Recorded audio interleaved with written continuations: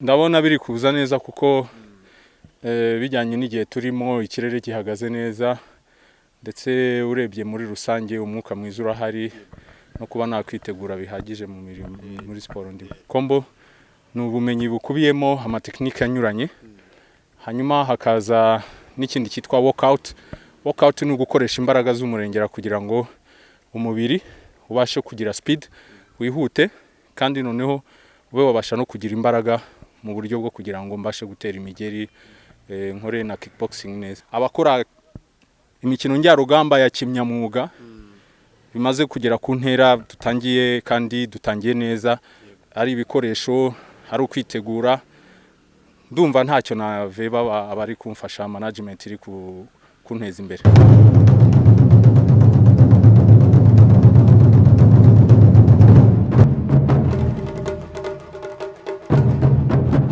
Turabashuhuje abakomeje gukurikirana Home is Shine online.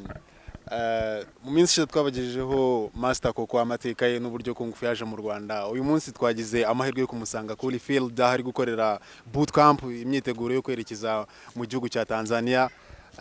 Nagira ngo niyo tugiye kuganira muri aka kanya nje muri kumwe ndi Grignon. Master Koko tugusanze muri siporo, waramutse neza? Ni mwaramutse namwe. Siporo wazibonye gute?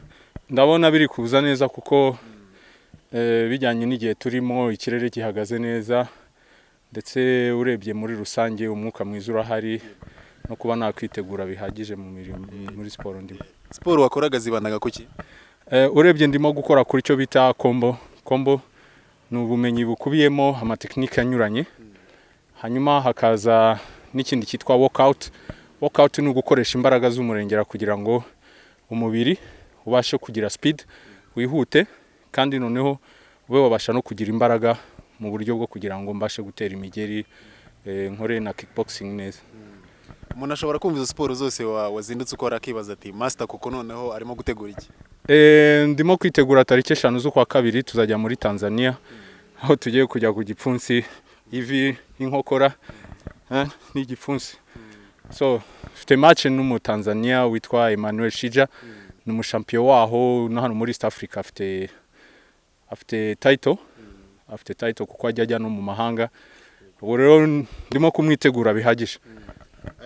Urakoze cyane. None se yaba ari competition izwi cyangwa nuko ni invitation iri personnel ushobora kuba mugiye nyine kwipima ngo murebe urwego muhagazeho? Ibyo byose birimo, ni mu rwego rwo kugira ngo tunakore icyo bita professionalism, artist martial art. Hano mu Rwanda turi kubitangira, urebye ninge wa mbere ugiye gufata niyo ntera yo kuba nagenda kinyamwuga. Muri Tanzania bo barabimenyereye na marushanwa mazi yaba, ariko nkatwe mu Rwanda ayerekeranye na kinyamwuga mu mikino njyarugamba twari tumaze kwitabira amarushanwa ageze muri 4. Ubu rero ngiye kugenda muri Tanzania, bizaba ari bwo bwa mbere. Ni Black Panther Club irimo irashaka kuzamura ibyo bita ultra fight combat, aho umuntu arwana n'undi. Okay, tubyita imikino ariko ntago aba ari imikino gusa, biba birenze fight. Yes, cyane ko ari umukino njyarugamba. Mu Rwanda uzahava wenyine cyangwa ufite abandi ikipe muzajyana? Ese muzagenda muri branded ni mubuhe buryo? Okay, hari mugenzi wanjye uri heavyweight, nge nzarwana middleweight ibiro 75. Hari uzarwana guhera ku biro 95 ni heavyweight, ni Amza mugenzi wanjye, tuzaba turi kumwe. Ubwo tukagira n'abatashe de presse banyu tuzajyana na manager. Nizere ko nabo muzajyana bose imyitozo muyigeze kure. Urebye twuri muri bootcamp. Ubu ni bootcamp, ngira ngo ahubwo nabatumire muzajye muza kureba imyitozo aho tugeze, kuko nsanze wenda mu muhanda hari ibindi birenze ibyo mu muhanda. Hakaba no kugira ngo munereka abanyarwanda ko abakora imikino njyarugamba ya kimyamwuga bimaze kugera ku ntera dutangiye kandi dutangiye neza, ari ibikoresho, ari ukwitegura, ndumva ntacyo naveba abari kumfasha, management iri kunteza imbere. Ubigarutse kuri muri bootcamp. Bootcamp tubarayizi ko ibihenze, ibisaba imyiteguro ihambaye, hari ukubaho, hari ukwambara, hari mufite abaterankunga bari kubibafashamo cyangwa uri muri management runaka iri kubigufashamo? urebye ubu ngubu homies niyo ifite 99% ku ijana y'ibikenerwa byose, management kumfasha kugira ngo nambare ibikoresho, ndetse murabizi muri bootcamp baba bakeneye n'icyo kurya. Ntago nakwirukanka gutya gusa byo ntago narenga metero 3. Hari n'ikindi cy'umusubirizo cy'uko ngomba gufatwa neza bihagije. Ntago nabihisha kandi no kubivuga ni mu butwari kuko homies iri gukora ibishoboka, binabere n'abandi urugero kuba ari umunyarwanda ufata initiative akareba nk'uko abanyamerika barebye bafasha ba Mayweather n'abandi. Uburo homies ifite 99% urebye. Ikintu kiri kuzamo kigiye kusanaho wenda cyazaba ikibazo ni transport wenda amatike y'indege n'ibindi, kuko fighter ntago agenda n'amaguru mu byihanganije. Nta nubwo agenda mu kirere ngo agendesha amababa ye, agenda muri rutema ikirere nk'ira yacu ya Air Rwanda. Ubwo rero homies niyo ifite full management. Ugarutse ku abanyarwanda tubizeze icyo tugiye gukora hariya, ni iki twabarimamo nk'ikizere, baba twizeremo iki ubundi? Muri rusange ndabizi ko igihugu cyacu giteza imbere sport muri rusange, ariko uyu ni umwihariko. Nahereye kera mbivuga ko uyu ni umwihariko. Ngiye muri Tanzania nzaba mfite idarapo ry'igihugu cyacu, kandi iyo tugeze hariya bambonamo koko umunyarwanda.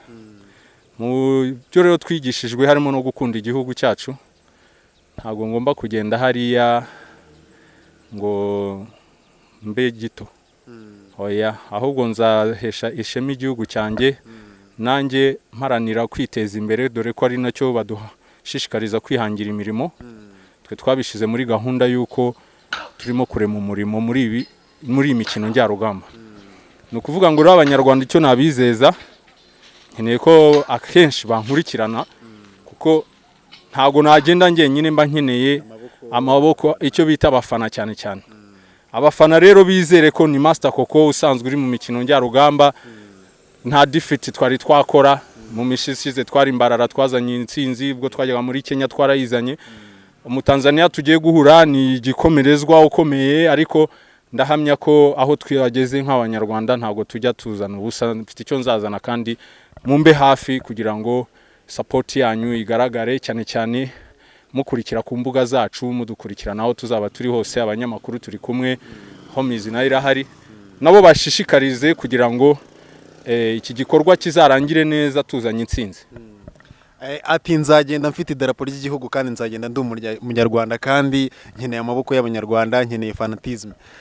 Master, none nagira ngo kuri no nshuro wagiye utuganira kenshi ko hari amatekinike atandukanye, Kung Fu wayitunyuriyemo muri make, ugenda tugarukira ku nyamaswa mugenda mwigana. Nagira ngo kuri no nshuro niba hari imyitozo nk'ibi rumaze ku mastering uvuga ati izi ndi tekinike nshobora kuzereka abantu cyangwa se nshobora kuzakoresha, ukiri hano kuri kamera utwerekemo ibintu bike cyane. Ubushize ntigeze kubabwira ko tugira umwihariko nkanjye ku migeri yihariye. Iyo migeri rero mba maze igihe nyitoza. Hakaba n'ikindi cyuko ubu ngubu turi muri ibyo bita professionalism, iyo hajemo umwuga tugerageza gukurikiza amategeko yo muri ring, aho tuzarwanira ni muri ring. Ubu rero biri modern cyane, bijyanye n'igihe. Harimo amategeko abwirizwanya yo kugira ngo ntarengera nkaba nakubita mugenzi wanjye ahantu mu cyico cyangwa handi, nkuko wenda nabisobanuyeho haruguru gatoya. Aha ngaha rero ni ubuhanga buba bujyanye n'uko wowe ushobora kunesha umuntu mu mategeko, ureba ahantu hashoboka, ushobora gushira icyo gipfunsi, ushobora gushira uwo mugere. Nkumva rero amatekinike maze iminsi nibandaho nibyo bita punches. Punches ubwo ni ukuvuga ngo ushobora koresha jab, cross, hakoresha hook, hakoresha uppercut, hakoresha roundhouse. Ubwo narangiza nkashiraho ivi, inkokora zo zigera nko muri 20. Yarinda nkakoresha front kick, hakoresha high kick. Iyo ni imigeri rero akenshi bibarirwamo amanota. N'undi bita slide kick, ushobora gutegesha umuntu winjiye mu maso, uteze n'akaguru yikubise hasi. Ngira ngo murabibonye rero ibyo Master duhishiye, kandi ari na tekinike ze, afite icyizere cyuko azavana intsinzi hariya mu gihugu cy'abaturanyi muri Tanzania.